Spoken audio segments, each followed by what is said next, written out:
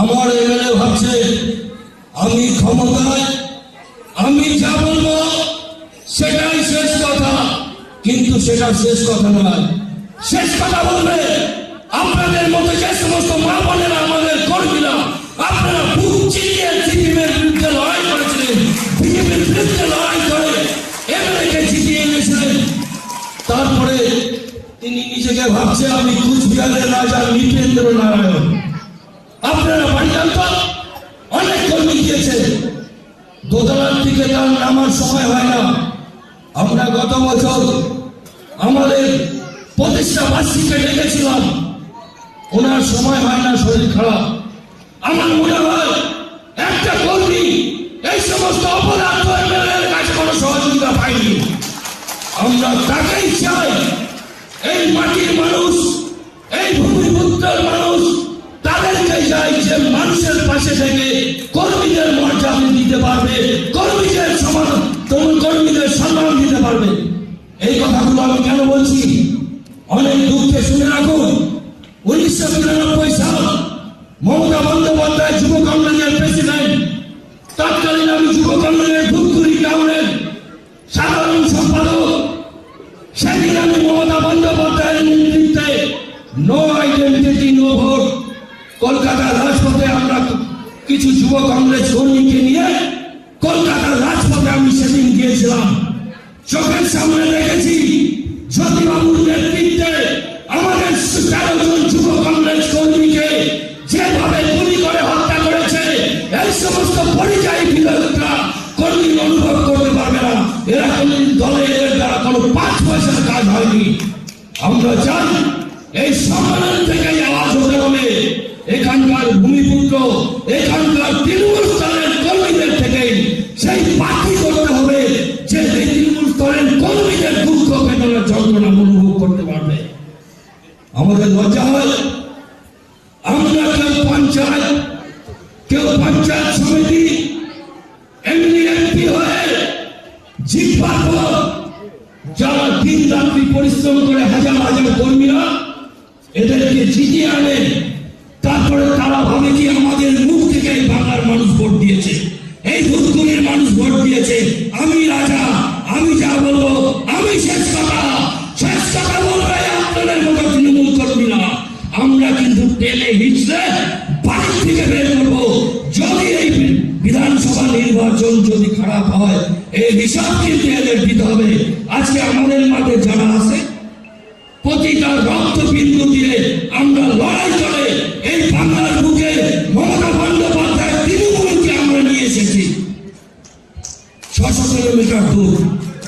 1998 সাল আমি যুব কংগ্রেসের প্রথম প্রেসিডেন্ট।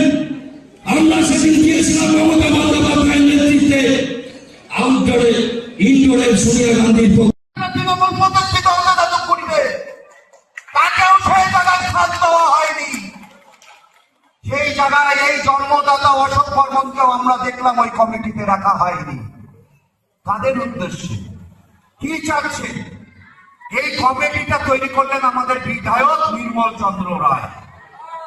উনি ওনার মন মতন তৈরি করে দিয়ে আজকে দলটাকে শেষ করার একটা পরিকল্পনা ধূপগুড়ির বুকে করছে। আমরা তৃণমূল কংগ্রেসের কর্মী, আমরা 1998 সাল থেকে তৃণমূল কংগ্রেসটা করি। আমরা ওনার চক্রান্তে আমরা তৃণমূল কংগ্রেসটাকে শেষ হতে দিব না। আমরা শেষ হতে দিতে পারি না। আমরা পারি শেষ হতে দিতে, আমরা শেষ হতে দিতে পারি না। দেখে গেল আজকে কৃষ্ণদার নেতৃত্বে আমরা তৃণমূল কংগ্রেসকে শক্তিশালী করার জন্য আমরা কিন্তু একত্রিত হয়েছি। আমরা লক্ষ্য করতে পারছি 5 জনকে, একজন মহিলা নেত্রী নিয়েছে। আর যে নেত্রী তৃণমূল কংগ্রেসের ঠান্ডাটা 5 থেকে 6 মাস আগে ধরেছে তৃণমূল কংগ্রেসে, কোনোদিন আমরা তাকে মিটিং মিছিলে দেখিনি। আরে মীনা বর্মন এখানে 2011 সালে আমাদের এখানে বিধানসভার প্রার্থী ছিল। মীনা বর্মনের কি যোগ্যতা ছিল না? ছিল না মীনা বর্মনের যোগ্যতা? এমএলএ কি হয়েছে? এমএলএ কে আমার ওয়ার্ড থেকে বেশি ভোটে লিড দিয়েছিলাম পৌরসভা এলাকায়। আমি এমএলএ কে বলেছিলাম, উনি 5 জনের কমিটি বার করে, উনি কমিটিটা উনি উনার মন মতন করেছে উনি এই কমিটি। উনাকে তারপরেও আমি ফোন করেছিলাম, নির্মলদা আমাকে একদিন আপনি আধা ঘন্টা সময় দিন। আপনার সঙ্গে ধূপগুড়ির সাংগঠনিক বিষয়ে কিছু আলোচনা আছে। আমি বলতে চাইনি ওনার কাছে যে ওই কমিটিটা ভেঙে দিয়ে অমুককে দায়িত্ব দেওয়া হোক। আমি ওনাকে একটা সৎ পরামর্শ দিতে চেয়েছিলাম, কারণ যখন তৃণমূল কংগ্রেসের সরকারে ছিল না, প্রতিটা বছর ভোটে হারার পরে আমাদের মতন কর্মীরা, আপনাদের মতন কর্মীরা, আপনাদের চোখের জল পড়ে বিছানার মধ্যে বালি ভিজিয়েছিলাম, আমরা সেই সময় তৃণমূল কংগ্রেসটা করতাম। উনি তখন তৃণমূল কংগ্রেস করলো, উনি ধূপগুড়িতে কোনো তৃণমূল কংগ্রেসের সঙ্গে যুক্ত ছিলেন না। উনি তখন দার্জিলিং এ উনি চাকরি করতেন, তখন আমরা এখানে তৃণমূল কংগ্রেসটা করতাম। ওনার চক্রান্তে আমরা ধূপগুড়িতে তৃণমূল কংগ্রেসটা শেষ হতে দিতে পারি না। ওনার কাছে আধা ঘন্টা সময় চেয়েছিলাম, উনি আজ পর্যন্ত 3 মাস হয়ে গেল, আজ পর্যন্ত ওনার সময় হলো না। উনি কিছু ব্যক্তিকে নিয়ে যারা 2016 সালে তৃণমূল কংগ্রেসে এসেছে, যারা 16 সালে যারা তৃণমূল কংগ্রেসে এসেছে, তাদেরকে নিয়ে এখন উনি দল চালানোর পরিকল্পনা করছে। উনি ওনার মতন চলুক, আমরা প্রতিজ্ঞাবদ্ধ, আমরা তৃণমূল কংগ্রেসকে মজবুত করব। আমরা জেলার নেতা কৃষ্ণ দাসকে বলবো, আগামীতে ধূপগুড়িতে আপনার চিন্তা ভাবনা করে এবং গ্রামগঞ্জে আলোচনা করে আপনি দেখবেন কাকে হলে তৃণমূল কংগ্রেস জিততে পারে, সেরকম একটা প্রার্থী আমাদেরকে দিন। আমরা ধূপগুড়ি শহর থেকে 5,000 ভোটে লিড দিয়ে আগামী দিনে বিধানসভায় আমরা পাঠাবো। এই আহ্বান রেখে সবাইকে আন্তরিক অভিনন্দন, ভালোবাসা জানিয়ে আমি আমার বক্তব্য শেষ করলাম। জয় হিন্দ, বন্দে মাতরম, মমতা বন্দ্যোপাধ্যায় জিন্দাবাদ, মাননীয় মানব জিন্দাবাদ। দেখুন, আজকে তৃণমূলের যেসব নেতারা বিধায়কের বিরুদ্ধে বলেছেন বা বিধায়ককে অপদস্থ বলেছেন, তারা সঠিক কথা বলেছেন। বিধায়ক কোনো কাজ করেননি, সেই সত্যি কথা যখন তারা মানুষের সামনে তুলে ধরেন, তখন তাদের দলের থেকে চক্ষুশূল হতে হবে, এটা জানা কথাই। আজকে তারা সত্যি কথা বলেছেন এবং ধূপগুড়ির মানুষও বুঝে গেছেন যে এই বিধায়ক উপনির্বাচনে জয়ী হওয়ার পরে তিনি যা যা বলেছেন তার কিছুই তিনি করতে পারেনি। সেই কারণে তাকে অপদার্থ বলেছে। আমরা মনে করি সঠিক কথা বলেছেন এবং ভারতীয় জনতা পার্টি দীর্ঘদিন থেকে দাবি করে আসছিল যে বিধায়ক কোনো কাজ করে না, বিধায়ক মানুষের পাশে থাকেন না। কি করে সেটা তাদের দলীয় বিষয়। এই দুইজনকে যে শোকজ করলো, তারা দলীয়ভাবে শোকজ করলো, এই যে শোকজের পরে কি মনে হচ্ছে এই দুইজন নেতার কি মানে কোন রকম ভাবে এই যে অপদার্থ বিধায়ক বললো, তারপরও কি কোনো ভূমিকা বা কোন রকম দেখুন, এটা সম্পূর্ণ তাদের দলীয় বিষয়।